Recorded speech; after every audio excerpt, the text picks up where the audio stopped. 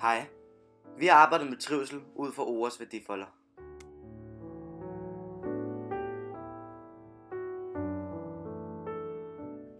I dag er en super fin dag, men alligevel trives Bob ikke så godt i ORs fællesskab, og det skyldes nogle forskellige ting. Blandt andet respekt, gensidig tolerance,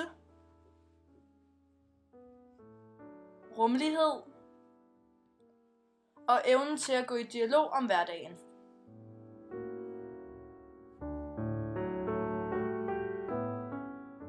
Det er vigtigt at respektere hinanden og være gode kammerater over for hinanden for at have et godt fællesskab.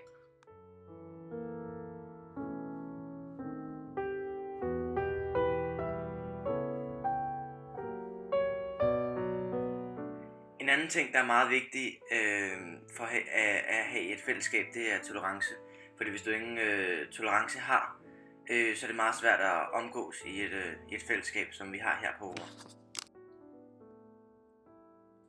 Det er også vigtigt at være imødekommende over for dine medmennesker her på OR. For så hvis vi alle sammen spørger, om man vil være med, så vil alle få et meget bedre ophold her på OR. En anden vigtig ting er, at du viser, at du er interesseret i, hvordan andre har det.